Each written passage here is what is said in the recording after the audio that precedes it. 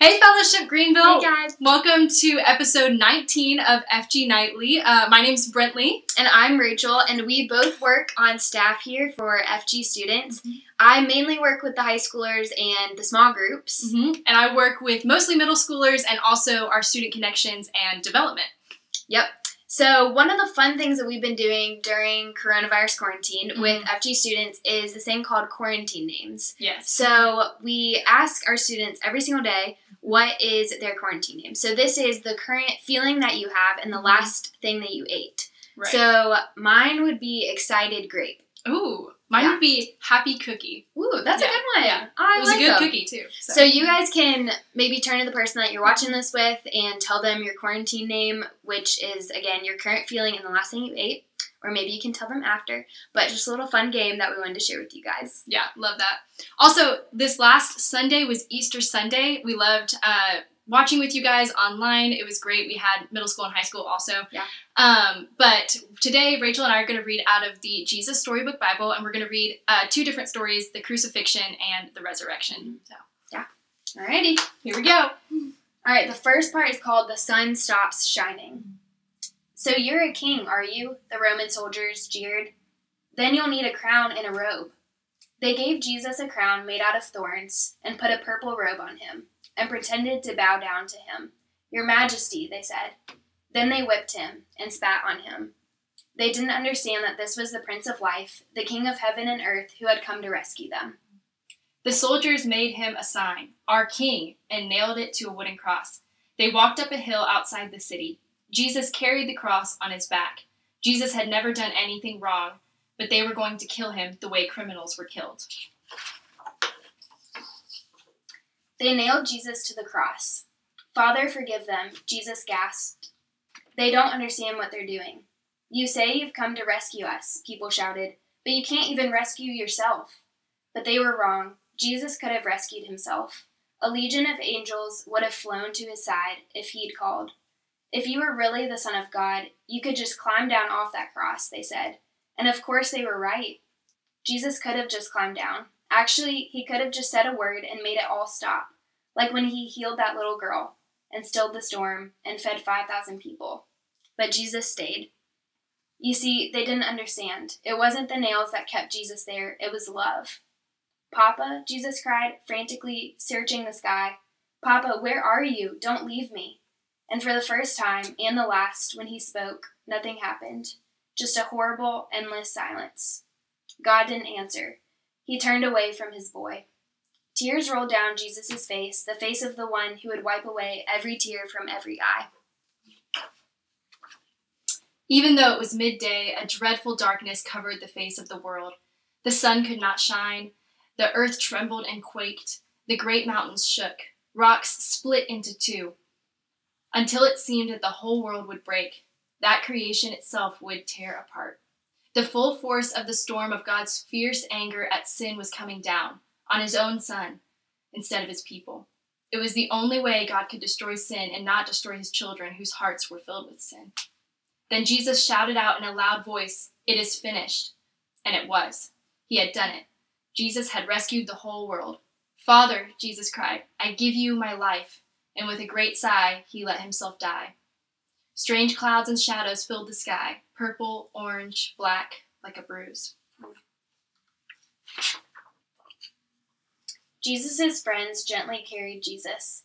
They laid Jesus in a new tomb carved out of rock. How could Jesus die?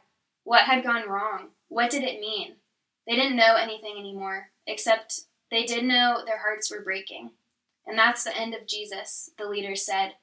But just to be sure, they sent strong soldiers to guard the tomb. They hauled a huge stone in front of the door of the tomb so that no one could get in or out. Now for the resurrection. Jesus' friends were sad. They would never see their best friend again. How could this happen? Wasn't Jesus the rescuer? The king God had promised? It wasn't supposed to end like this. Yes, but whoever said anything about the end? Just before sunrise on the third day, God sent an earthquake and an angel from heaven. When the guards saw the angel, they fell down with fright. The angel rolled the huge stone away, sat on top of it, and waited. At the first glimmer of dawn, Mary Magdalene and other women headed to the tomb to wash Jesus' body. The early morning sun slanted through the ancient olive trees, drops of dew glittering on leaves and grasses, little tears everywhere. The friends walked quietly along the hilly path through the olive groves until they reached the tomb, and immediately noticed something odd. It was wide open. They peered through the opening into the dark tomb, but wait, Jesus' body was gone. We have to turn this one. Oh yeah, it's exciting. And something else. A shining man was there with clothes made from lightning. "Don't be scared," the angel said. But they couldn't help it. They screamed anyway. The angel asked them, "What are you doing here? This is a tomb, and tombs are for dead people." The women couldn't speak. "Jesus isn't dead anymore," he said. "He's alive again." And their hearts leapt. And then the angel laughed with such gladness that they felt, for a moment, as if they had woken from a nightmare. I love it when books have like 10 pages. All right. The other women rushed home, but Mary stayed behind. How could it be true? Jesus was definitely dead. How could he be alive? Just then, Mary heard someone else in the garden. Perhaps it's the gardener, she thought. He'll know where Jesus' body is. "I don't know where Jesus is," Mary said urgently. "I can't find him." But it was all right. Jesus knew where she was, and he had found her. Mary. Only one person said her name like that. She could hear her heart thumping. She turned around. She could just make out a figure. She shaded her eyes to see and thought she was dreaming. But she wasn't dreaming. She was seeing. Jesus! Mary fell to the ground. Suddenly tears filled her eyes and great sobs shook her whole body, and all she wanted in that moment was to cling to Jesus and never let him go.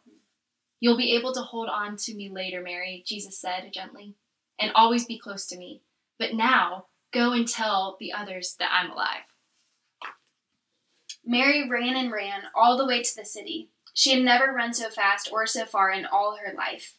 She felt she could have run forever. She didn't even feel like her feet touched the ground. The sun seemed to be dancing and gleaming and bounding across the sky, racing with her and shining brighter than she could ever remember in the clear, fresh air. And it seemed to her that morning, as she ran, almost as if the whole world had been made anew, almost as if the whole world was singing for joy. The trees, tiny sounds in the grass, the birds, her heart. Was God really making everything sad come untrue? Was he making even death come untrue? She couldn't wait to tell Jesus' friends. "They won't believe it," she laughed. And she was right, of course. Well, those are the two stories that Rachel and I decided to read today. And even though Easter was last Sunday, the truth of Easter and Jesus being raised and us having new life in him is true every day. So we just want to encourage you guys to share that good news, just like Jesus encouraged Mary to go and tell, to share that good news with the people in your house, maybe the people that you talk to on Zoom and FaceTime this week, or even your neighbors as you're out on walks. Yeah, so we hope you guys enjoyed that, and thanks for joining us at FG Nightly. Bye. Bye, guys. Love you.